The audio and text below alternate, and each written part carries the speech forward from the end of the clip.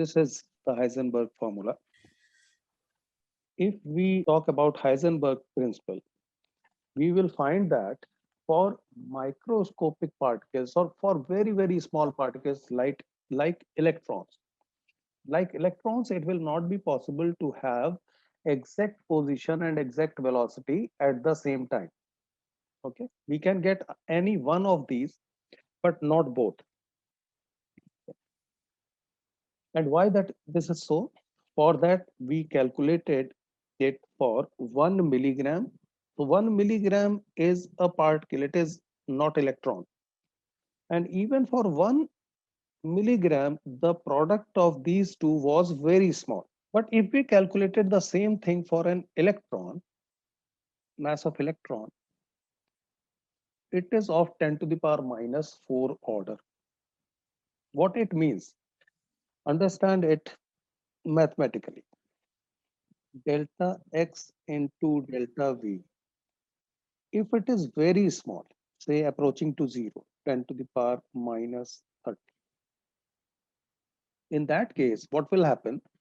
That delta x will be equal to 10 to the power minus 30 divided by delta v.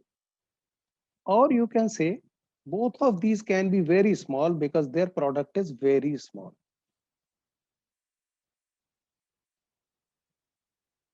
Right?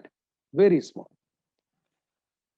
It means this can be of the order of 10 to the power minus 15. This can be of the order of 10 to the power minus 15. 10 to the power minus 15 into 10 to the power minus 15 will give you 10 to the power minus 30. So if their product is very small, as in case of macroscopic particles, macroscopic particles are those ones which have considerable mass. For example, a ball, cricket ball. Okay? So for cricket ball, etc., their product will be very small. But for an electron, delta x into delta v or any other particle, a small particle, it is of the order of 10 to the power minus 4. If it is 10 to the power minus 4, and if I now try to have it into 10 power minus 15, suppose this one, then delta v I will have to have 10 to the power 11. Then it will be 10 to the power minus 4. It means if this is very small, the uncertainty in position is very small, uncertainty in velocity is very high. I cannot get the velocity accurately. 10 to the power 11 is too high. However, here I can have both very small, uncertainty in position very small, uncertainty in velocity very small. So understand what I am talking about. Here it is for microscopic or intraatomic particles. Intraatomic particles means inside atom particles, electron, meson, etc. So Heisenberg's uncertainty principle actually explains why it is impossible to get both position and velocity accurately for electrons. So here if we see this example, a microscope using suitable photons is employed to locate an electron in an atom within a distance of 0.1 angstrom.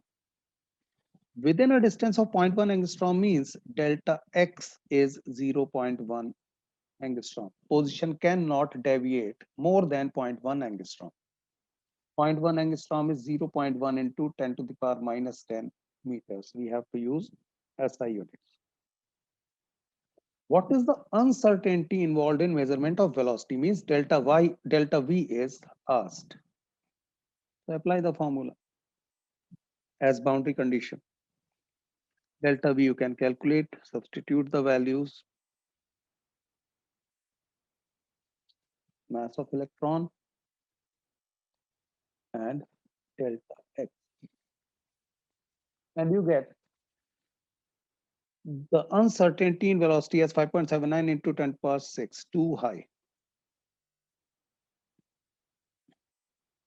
which again proves that you cannot, for microscopic particles, you cannot get both the position and velocity accurately. If position is almost sure, zero point 0.1 angstrom is very small. So deviation in position is very small, means it is almost accurate. 0.1 angstrom is 0.00 10 zeros, 1, 2, 3, 4, 5, 6, 7, 8, 9, 10, and then 1 meter. Sir, means the one quantity with the least magnitude is the accurate representation. Yes, yes, because deviation is less. Yes. This Yes. represents deviation, delta x, difference Yes, sir. in position. So if it is very less, it means it is almost accurate. Sir, and if delta V was very less, then what would have that represented? That represented that you can get both delta x, that is position, and velocity accurately. That will happen in case of macroscopic particles. For example, Okay, sir. 1 gram, 2 gram, 100 grams. For Yes, those sir. particles, you will have both of these delta x and delta v very small. Okay, sir. Sir, So what is 9.1 into 10 to the power minus 31? This is mass of electron. Yes, sir. I guess photon is no, sir. Electron is given sir, here. Yes. sir, does this uncertainty applies only to microscopic particles such as electron and photons, Yes. etc.? Yes. Sir, is it fixed? What do you mean by fixed? Sir, this value 9.1 into 10 to the power minus 31. Yes, for electron, mass is fixed. Yes. Okay, sir. This value is given 0.1 into 10 power minus 10. 0.1 angstrom means 0.1 into 10 power minus 10 meters. H value is fixed, pi fixed. Okay. And sometimes, I suggest, and it really helps for, students to score good marks. I suggest that you remember the value of this, because most of the times, if it is for electron, this will be same thing, 6.626 into 10 power minus 34 divided by 4 into pi into mass of electron. So you need to think about it. If you can memorize the value of this part, the calculation will be easier. Next one. Again, example, a golf ball has a mass of 40 gram. Now mass is 40 gram. So as per our calculations, both delta x and delta v should be very small. Means we can get both position and velocity accurately. That's why we are able to find in cricket match, for example, we are able to calculate the speed of the ball. We can see where the ball is in camera. Okay. So a golf ball mass of 40 gram and a speed of 45 meter per second. If the speed can be measured within an accuracy of 2%, calculate the uncertainty in position. So delta V we can calculate 2% of 45 meter per second. It is given the uncertainty speed can be accuracy within plus minus 2%. Plus minus 2% of what? Of its speed, 45. So uncertainty in velocity will be 2% of 45, that is 2 by 100 into 45, that is 0.9 meter per second. Delta V we got. By Heisenberg's uncertainty principle, we know delta x equals to h by 4 pi m into delta V. Substitute the values again.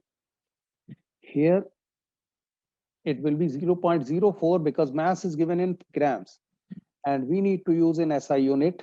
So don't make this mistake. Don't substitute 40 here.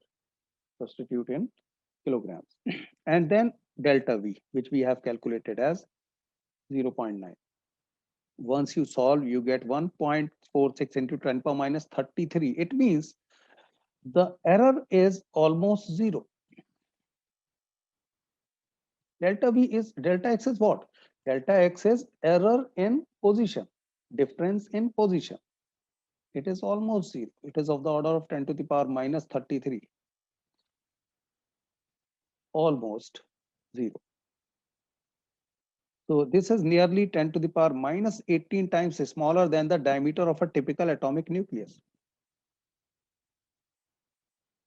Yeah.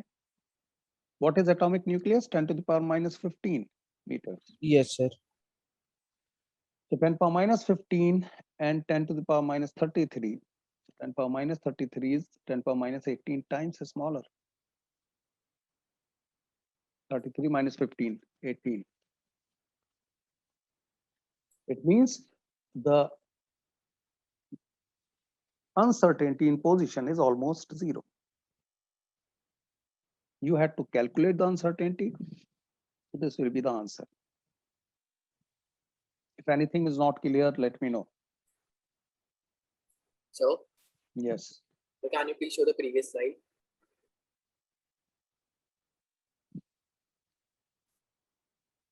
Thank you, sir.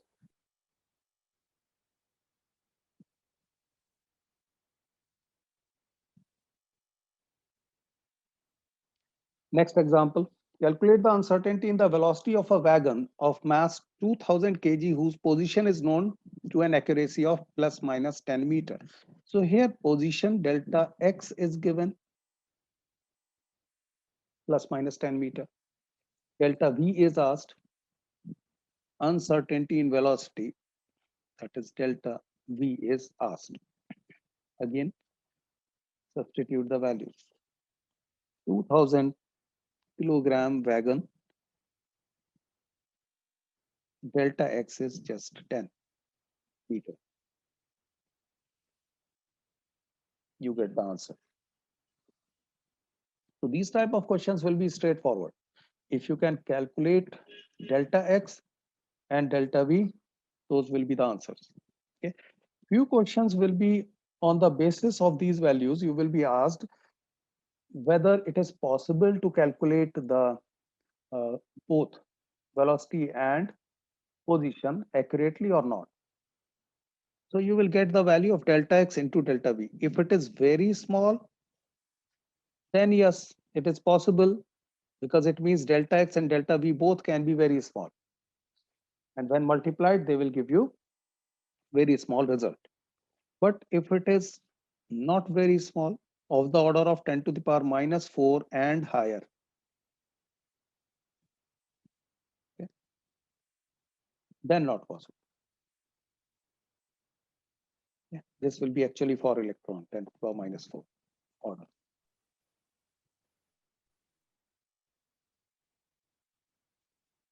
Next question, on the basis of Heisenberg uncertainty principle, show that electron cannot exist within the atomic nucleus of radius 10 to the power minus 15 meter. Atomic nucleus. Okay. Nucleus is of the order of 10 to the power minus 15 meter. So question actually, and in the question it might not be written. This part might be missing. Here it is written so that you can understand what you need to do. But question can be simply show that electron cannot exist within the atomic nucleus of radius 10 to the power minus 15. In that case, you need to remember that it will be proved on the basis of Heisenberg's uncertainty principle. Question says you have a nucleus here, and you have to prove that electron cannot exist here.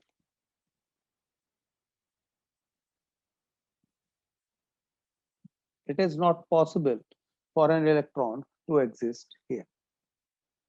That is what you have to prove. Okay. So you will prove it with Heisenberg's uncertainty principle, because the radius is 10 power minus 15. It means delta x cannot be greater than 10 to the power minus 15. It must be less than.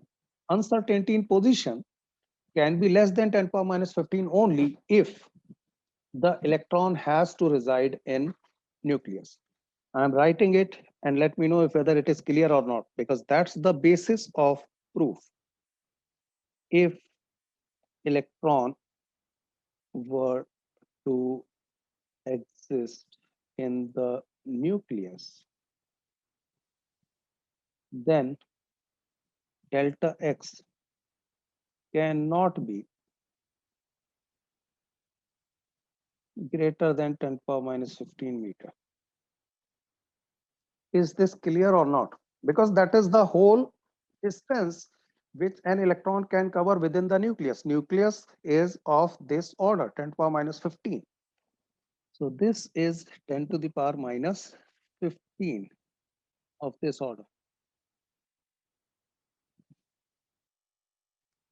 So if electron has to exist in the nucleus, delta X cannot be greater than equal to 10 power minus 15. It has to be less than. Means if this is the nucleus, the deviation or the uncertainty should be less than. Uncertainty cannot be greater than this one. Uncertainty cannot be this one. The moment it is greater than this one, it means electron is outside nucleus. Okay. So first you need to understand this concept. For electron to exist in nucleus, the uncertainty in position, that is delta X, can be maximum equal to the distance it can travel, maximum distance it can travel within nucleus. Means it cannot be greater than 10 power minus 15. So we will calculate delta X. If it comes less than 10 power minus 15, it can exist in nucleus. If it comes greater than 10 power minus 15, it means it cannot exist in nucleus. So delta X boundary condition we have taken as 10 to the power minus 15 meter. Now with this condition, known condition, we need to understand delta V. Delta V, what is the maximum speed by any object in the universe? Can you tell me the maximum speed of any particle in the universe? C. So 3 into 10 raised to C. power The 8. speed of light. into 10 speed of light. So V maximum in the universe can be 3 into 10 to the power 8 meter per second. Yes. Right?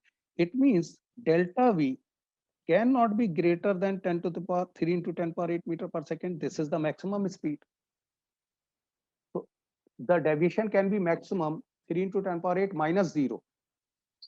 So speed deviation cannot be greater than this one, because greater than this one, for P max delta V to be greater than this one, that will be possible only if delta V is V2 minus V1 and V1 is 0, suppose. Even then it should be 4 into 10 to the power 8. Only then difference will be greater than 3 into 10 power 8. But velocity cannot be greater than 3 into 10 power 8. So delta V, maximum delta V possible is 3 into 10 power 8, not greater than that. So we will calculate delta V from here. We will calculate delta V, substitute the values of Planck's constant, pi, mass of electron, and the delta X possible, 10 power minus 15. When we solve this, we get delta V as equal to 5.77 into 10 to the power 10 meter per second. 10 per 10 meter per second means it is greater than 3 into 10 to the power 8 meter per second. So the value of the uncertainty in velocity delta V is much higher than the velocity of light.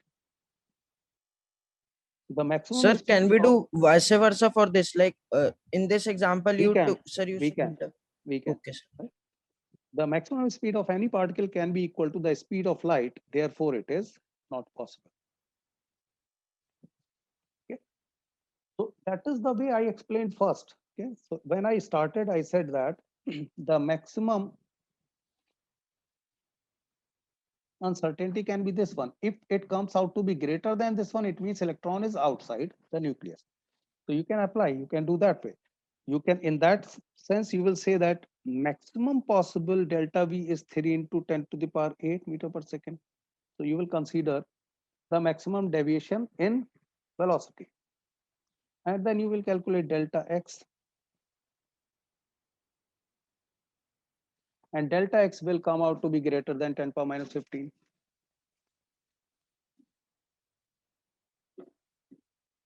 Is that clear? So whichever way you follow, that is correct. You consider one at boundary condition, the other one condition should satisfy. So I am repeating. If you consider the position maximum deviation here possible, okay, delta V should be less than 3 into 10 to the power 8. Okay. So if you consider this one, delta V should be less than 3 into 10 to the power 8 meter per second. Then it is possible. If not, then not possible. Other way around, you can consider delta V as extreme condition, that is 3 into 10 to the power 8 meter per second. Then delta X should be less than 10 to the power minus 15 meter. Then it is possible.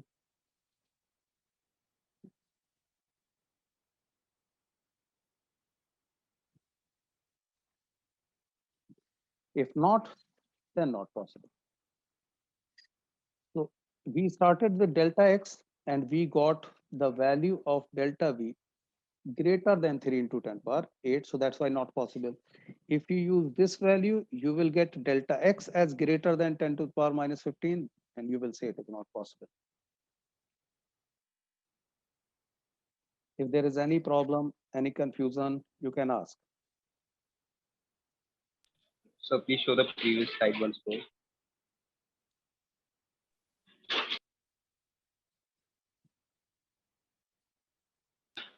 Okay, right. Now the quantum mechanical model. This is the most important part of this chapter, quantum mechanical model. And most of the questions, I would say 50% questions from here and 50% from whatever we have covered till now. And this is the model which is used actually to define the structure of the atom.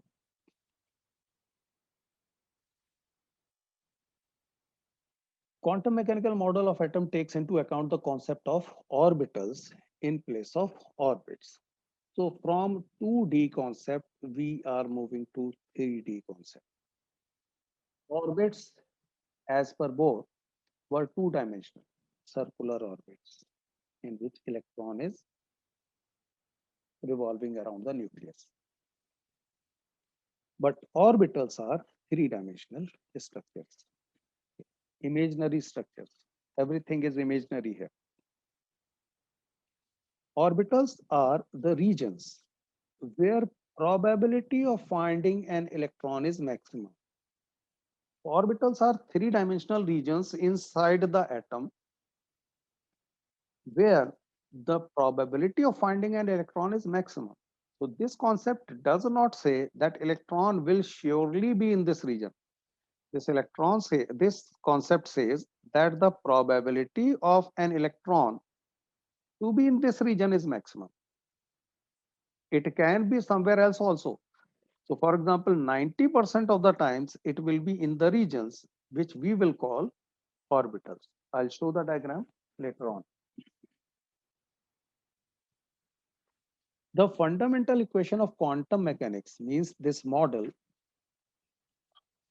was developed by Schrodinger. And this equation is actually H psi equals to E psi, where H is Hamiltonian operator. H cap is actually Hamiltonian operator. How it is solved, how the solutions are obtained, this is beyond the scope of class 11, 12 chemistry. Even in chemistry, which if you opt for chemistry in higher classes, maybe BSc, if you opt for that, even there, the solution of Schrodinger wave equation is not there. So this equation is normally solved using computers. It is so complex. We are not going to talk about anything about how it is solved. We will just say that it is actually the solution of Schrodinger wave equation. So solutions of Schrodinger wave equation actually give us the positions of electron or the regions where probability of finding an electron is maximum. Solutions of this equation give us the regions where probability of sir ये हमारी 11th में तो नहीं आता ना finding an electron is maximum. Come again, what you said? Sir ये exams में तो नहीं आता ना ये Schrodinger equation No, the part I am writing, this may appear as 1 mark question. That's why I am writing. Otherwise, I should have skipped it. Okay. Just what I am writing will be asked. Otherwise, nothing will be asked. Solutions of this equation give us the regions where probability of finding an electron is maximum. That is again not only psi, basically that is psi square, which gives us the region obtained from this equation. So 2 points I told you here, which are important. Otherwise, you need to skip it. Schrodinger wave equation is used to define the regions where probability of finding an electron is maximum. Second, it is actually the function psi square, which gives us the regions. Psi square gives us the region. Otherwise, there is no physical significance of it. Okay? These Oh. 2 points you need to remember. So Yes, yes. sir, so psi square gives us the probability density. Yes, probability density function. Oh, okay. So psi square, that's why, because it gives us the probability of finding an electron inside the atom, this is known as probability density function.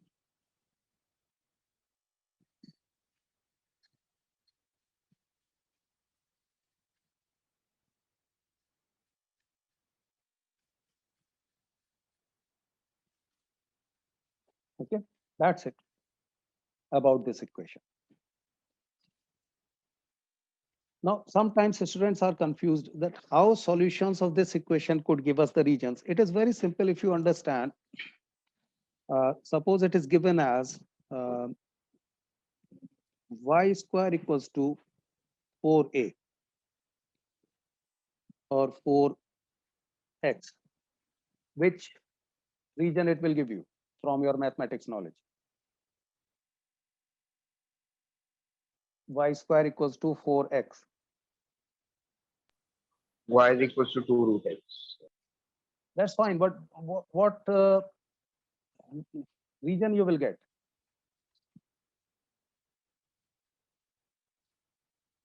So I think either of y and either of x.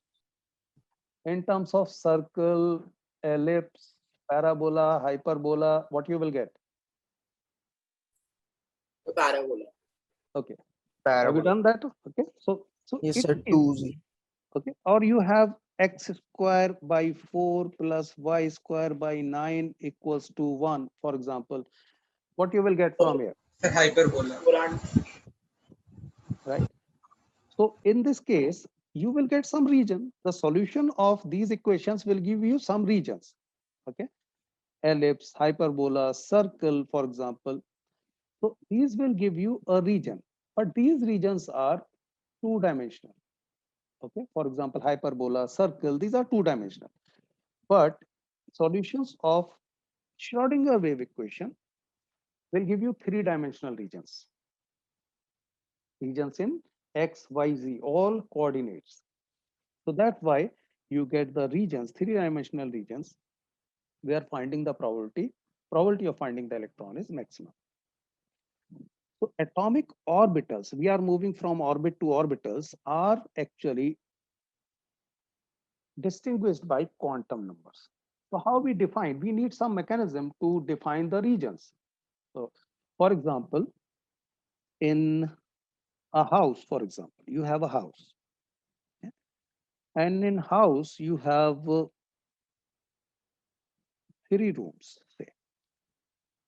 In 3 rooms, you have here different structures. Say this is, or say this is a coaching center. Coaching center. Okay? And there are 3 rooms. In these 3 rooms, you have benches where students sit. Okay?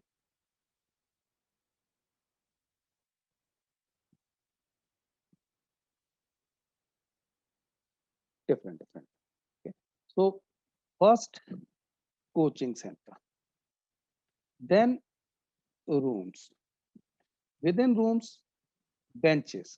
And on one bench, say only 2 students can sit.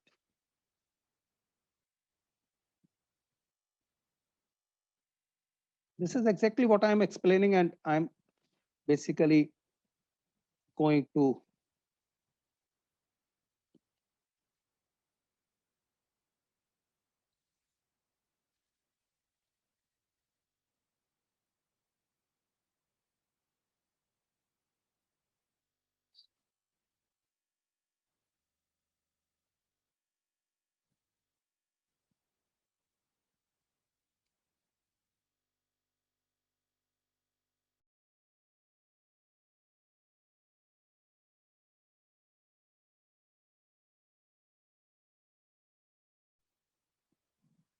I'll have to look into the router.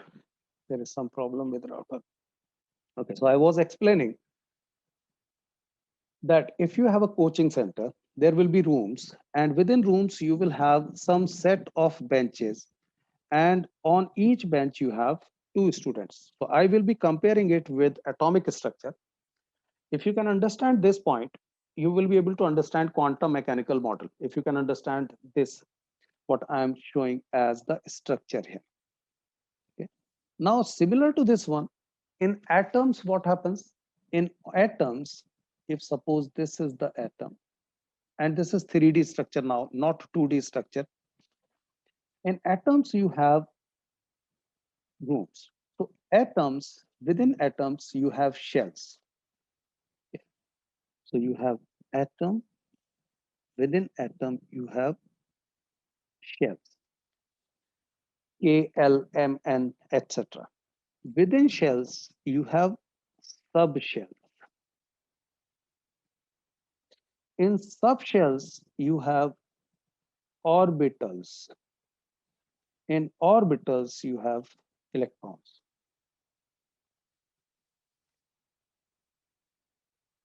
Okay. In coaching center, you have rooms. In rooms, you have set of benches. Set of benches have benches. And on each bench, you have 2 students. So this is the coaching center. Within coaching center, you have different rooms. Means there can be more than one shells, K, L, M, N. Within rooms, you have set of benches.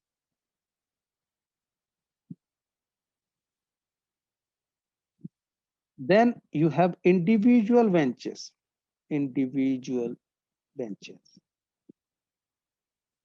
Within bench, you have electrons, 2 electrons only. So it means within atoms, you have shells. Shells have different subshells. Subshells are actually collection of orbitals. For example, here, this set of benches is collection of benches. So subshell is collection of orbitals.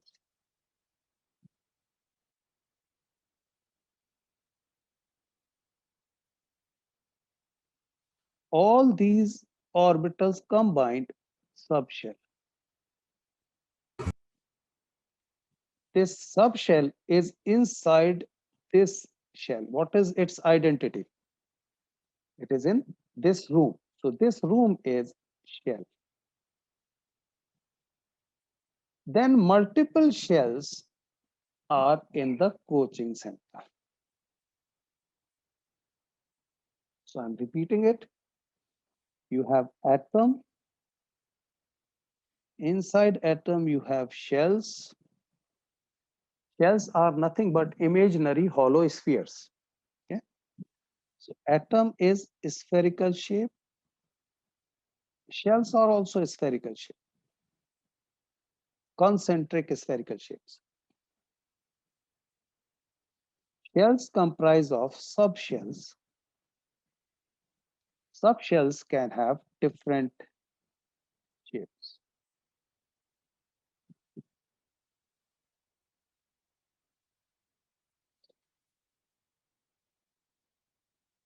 these subshells have orbitals. Okay. Orbitals also have different shapes.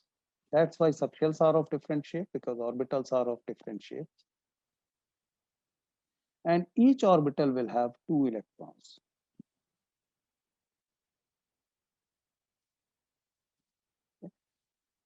Now there are notations, okay, notions. Basically, shells are represented by N. Subshells are represented by letter L. Orbitals are represented by M.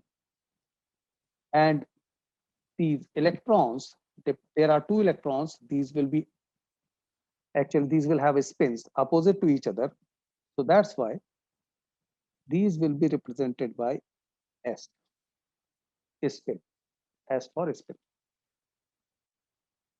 These 3 actually are solutions of Schrodinger wave equation.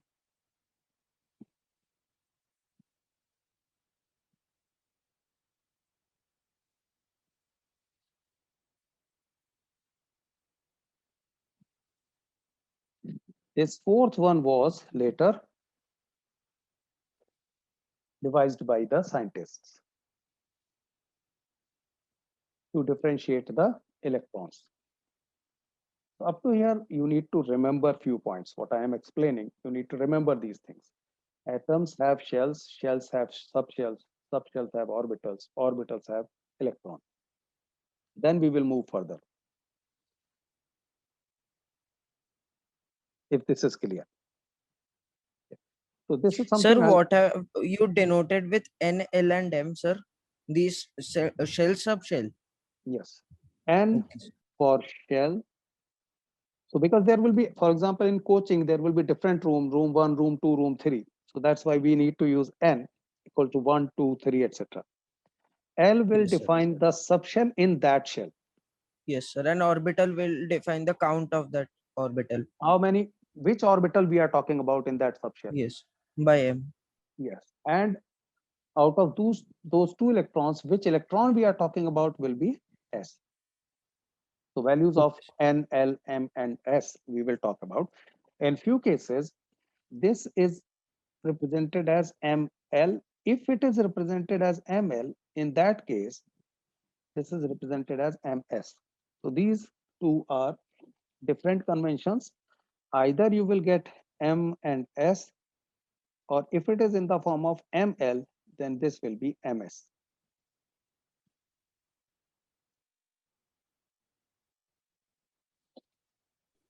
Sir, what is this upon ML and MS? Can you explain once again? This is just the denotation, how you denote it. So that's just the representation. Yeah, nothing else. So for example, you represent shells as M, K, L, M, N. You remember from your 9th grade? Yes. Yeah.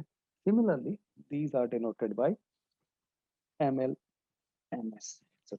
So for orbital, each orbital is designated by 3 quantum numbers, N, L, and M. Till orbital, okay? Not electron. For electron, we need 4th quantum number, which is spin of electron, clockwise and anti-clockwise. So try to understand why I am talking about spin quantum number.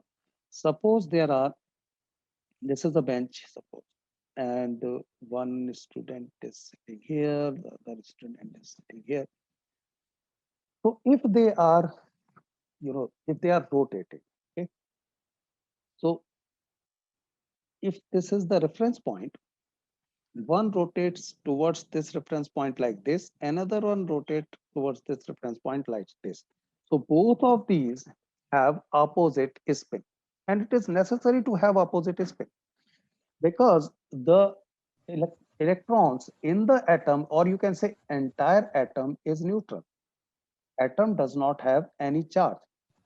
Okay, and it does not have, if it is just stationary, it does not have any momentum also.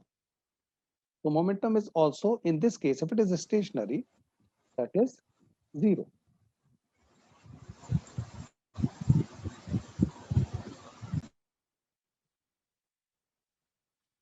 Amir, you need to mute your mic.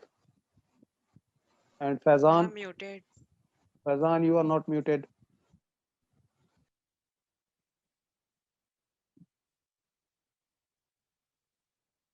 So to have charge neutrality means there should not be any charge, there should not be any momentum.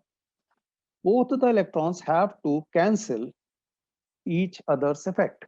If both rotate in the same direction, then their momentum will add, their electric fields will add. So even the stationary atom will have fields, electromagnetic field. But a stationary atom we know does not have any electromagnetic field. It means whatever is happening inside the atom has to cancel each other. So these two electrons have a spin opposite to each other so that they cancel. So it is similar to Earth. For example, around the sun, Earth is revolving around the sun and also it is rotating on its axis. Similarly, electrons also. Electrons are revolving around the nucleus, okay, and they are rotating on their own axis also. One electron, again problem.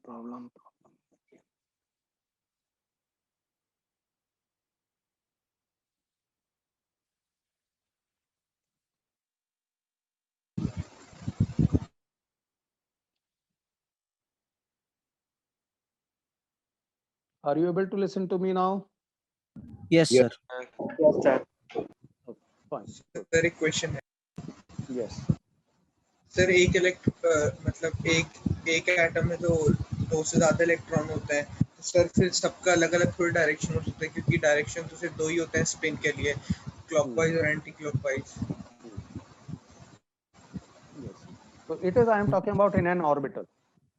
In an orbital, there will be only two electrons.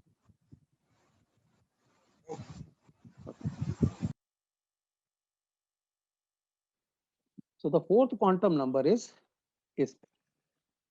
Now, when we talk about N, L, ML, and spin quantum number MS, in this case, what they actually decide? So they decide different things. I will be talking about one by one. For that, we need four quantum numbers we have talked about.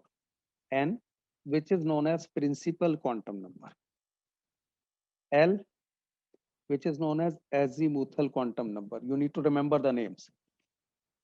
ML, which is known as magnetic orbital quantum number, and MS, which is known as spin quantum number. Principal, azimuthal quantum number, magnetic, spin. All four you need to memorize. These are the names given to these quantum numbers. First, you remember the names so that when I talk about these, you can recall.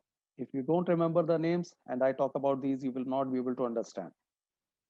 So means shell is also called principal quantum numbers. It is in this Yes. reference, sir. Yes.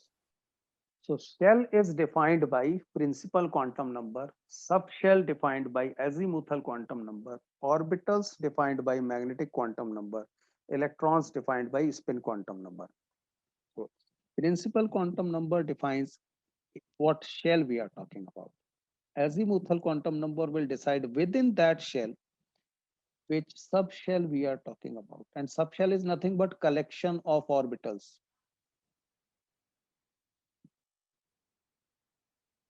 If you compare it with the example, collection of benches in a room. The room itself is shell. Then magnetic quantum number ML decides the in which orbital we are talking about. Then MS decides whether we are talking about electron which is clockwise or anti-clockwise. Means it decides the spin. Okay. So, Yes. well, what does magnetic quantum number decide? Orbital. It decides which orbital we are talking about. Sir so मतलब sir इसकी मतलब orientation define नहीं करता है magnetic quantum number Yes, we will talk about that. Orientation is, it is not about orientation of basically electron. It is about Yes, sir. orbital, and orbitals are, in 3 dimensions. So we will be Yes, talking sir. about that. Different Okay. shapes and all. Yes. So that is something in a few minutes. But first you need to understand, when I say principal quantum number, it means I am talking about a specific shell. Okay. So n can be 1, n can be 2, n can be 3. It means I am talking about first shell, which is closest to nucleus. N equals to 2, I am talking about second shell. So if this is the atom and this is nucleus, first shell will decide the sphere, which imaginary sphere, for example, here. N equals to 2 will be imaginary sphere inside atom like this. Okay. So n equals to 1, n equals to 2. The difference from Bohr's model is, here it is not circular, here it is spherical. So from 2-dimensional to 3-dimensional. Otherwise, it is similar. N equals to 1, n equal to 3, n equals to 4, as we talked about in Bohr's model. It is similar, except here we are talking about spheres, not circles. Then azimuthal quantum number, it decides the shell, subshell, and subshell, I told you, is collection of orbitals. Before I can explain the subshell, I will have to talk about orbitals. Which type of orbitals are there? What is their orientation in XYZ directions?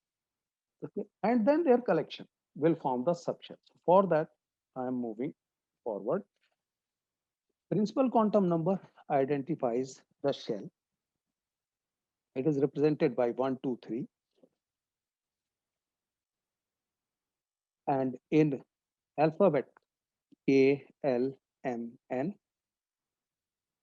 the principal quantum number determines the size and to large extent energy of the orbital. This is something you have to memorize.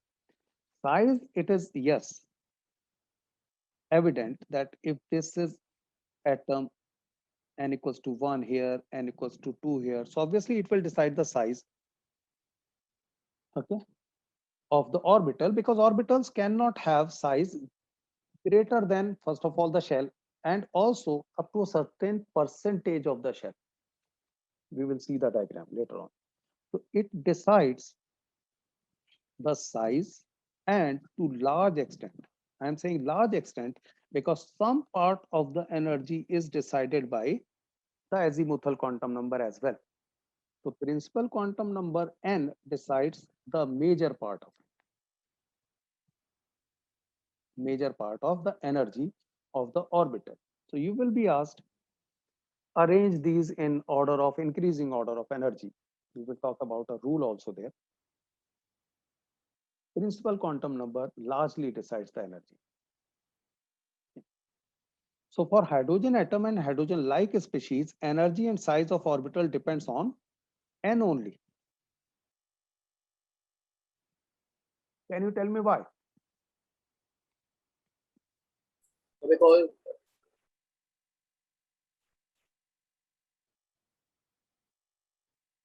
Can anyone tell me why? here the L value is 0. Okay, fine. That is fine. But the reason is not that. Reason is, that is fine. We will be talking about later. The reason is there is only one electron. One electron will be only in one orbital. One orbital will be obviously in only one subshell. And only one subshell is there in one shell. So there is only one shell. There's only one subshell, only one orbital. Within one orbital, there is only one electron. It means whatever is decided by n. You don't have anything to distinguish. For example, you don't have two subshells. You don't have two orbitals. You don't have two electrons. You have just one shell, one subshell, one orbital, one electron. So it is actually the majority one, the shell only. So if you want to understand it, if you say n is equal to 1 in case of hydrogen-like species, it will be sure that the subshell will be in this n. and you know which subshell it will be because there is only one subshell. Within one subshell, you know there will be only one orbital, and within one orbital, there is only one electron. So even if you just mention n equals to 1 in these species, these are anyway fixed. You cannot change these. So the moment you mention n sir equals to एक 1, orbital में तो 2 electron होते हैं. in hydrogen and hydrogen like species, do you have two electrons? You don't No, have two sir. electrons. In So one, it sir, won't one only. create one, it won't create one electron by itself. So when I say two electrons can reside in one orbital, means maximum two. Okay, maximum two. Sir, but this you are teaching is for all type. No, this is only for hydrogen, like sir, electrons. So sir, so this does not include those, sir, which have two, which you were talking about just now. Last statement is only to say Yes. that for hydrogen and hydrogen like species, the Yes, sir. energy depends only on n. Otherwise, it depends on both n and l. That's what we said. Okay, sir. Principal quantum number decides size and to large extent energy, because to some extent energy is decided by azimuthal quantum number also. So energy is decided by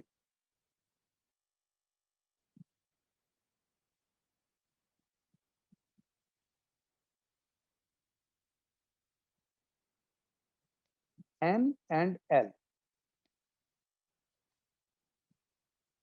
mainly by n and to some extent by l. So numerical values, we will assign numerical values to L also, numerical values of N 1, 2, 3, 4, and L, we will see that we will assign numerical values to L also. So sum of N plus L actually gives the energy of the orbital. We will see that. Okay. But the last statement says that for hydrogen and hydrogen-like species, only N decides the energy. And you will see why, because L will be zero there. That's why it will decide, it will be decided only by n. But what I'm trying to say, even if you don't know that L value will be zero, you can understand that even if you just say n equals to 1 in case of hydrogen and hydrogen like species, you know L also, M also, S also. This is similar to, for example, in a home, in a house, there is only one person, okay, and there is just one room in that house, and there is one person only. So will you mention separately that in this room of this house, that person is there? It is not required because there is only one room in that house and there is only one person. So the moment you mention the house, it is known that that is the energy, that is the address. You don't need to mention anything else. Similarly here, you will mention L if there are more than one subshell. If there is only one room, there is one subshell, you don't need to mention that. With the increase in the value of n, the number of allowed orbitals increases and is given by n square. You get simple questions from here. You will be asked that in sodium, how many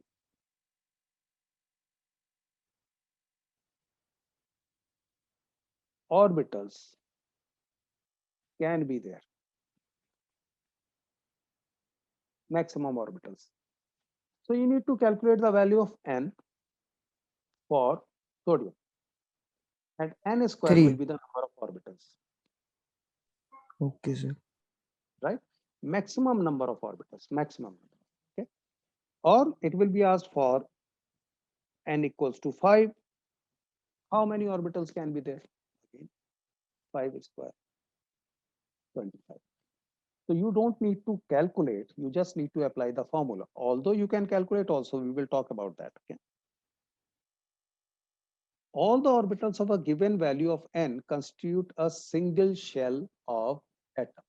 Means n equals to 1 will one shell, n equals to 2 will be another shell, and so on.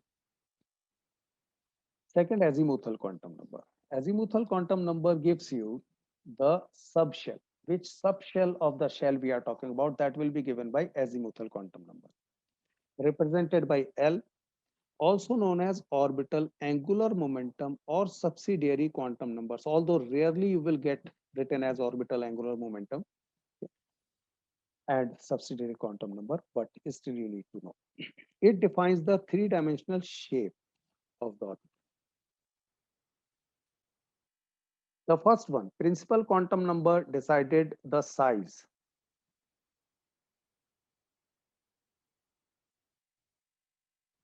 Main thing related to principal quantum number is size and large extent of energy. In case of azimuthal quantum number, it primarily decides the shape of the orbitals. So the moment you know the value of L, you will know what will be the shape of the orbital.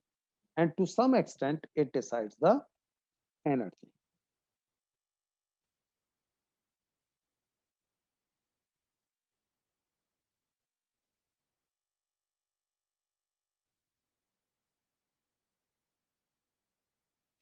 These are the shapes of orbitals. These are not the shapes of subshell. I said subshells are collection of orbitals. So the type of orbitals which you need to memorize, s orbital, p orbital, and d orbital. We will not be talking about shapes of f orbital because that is very complex and beyond the scope of 11th standard. S orbital, p orbital, and d orbitals. Similarly, s subshell, p subshell, d subshell. Okay, that will be same. S orbitals, s subshell. S subshell will have only one s orbital, always. Okay.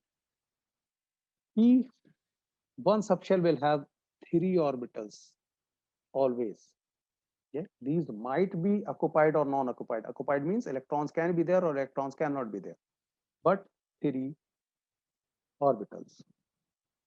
B subshell will have five orbitals, means five seats. S will have only one seat, one bench. P room will have three benches. D room will have five benches in it. And on each bench, there will be two students, means in each of these orbitals, there can be only two electrons. So here in S, in n equals to 1 means first shell, there will be only one subshell and there will be only one orbital. In second, there will be another S subshell and S orbital. In third shell, there will be another S subshell, and because it has only one orbital, the same will be the orbital. But in case of P, yeah, and I will talk about that which shell can have which type of subshells. Just I think I will have to cover that in next class. So in this room, P room, that is P subshell, there are three benches, that is three orbitals, and each orbital can have two electrons. These two electrons can be in two different lobes. These are called lobes. Okay? Or these can be anywhere. This is just the probability region where probability of finding an electron is maximum. So these are just imaginary regions inside atom where probability of finding an electron is maximum. So mostly the electron will be found here. To Sir, specify, sir, I had yes, one doubt, sir. Here you have taken, sir, these, like in B, there are three diagrams. So, sir, these three represent three orbitals in a subshell, in one subshell. yes, three orbitals in one subshell means three benches in a room. But, sir, in the diagram, it is representing each shell, which in turn has the n number of subshell. No, this will be in, this can be in any shell. I said I will be talking about that in which shell you can have p orbitals. Yes. Okay. So for example, in first shell, you cannot have p, but s can be in any particular shell. So if we talk about n equals to 1, 2, 3, 4, s will always be there. Then in 2, you will have p. In 3, you will have d. In 4, you can have f. You cannot have f in 2, 3, 1, 2, 3. So we will be talking about that later on. First, you need to understand, if we are talking about p subshell will always have 3 orbitals. And each orbital will have maximum 2 electrons. Similarly, if we are talking about, we will be talking about D subshell, it will have 5 benches, means 5 orbitals. And these 5 orbitals, each will have 2 electrons. So although it looks like that there are 2 p orbitals, it is not 2 p orbitals. It is shape of 1 d orbital. And in whole of this, there can be only 2 electrons. Here also only 2 electrons.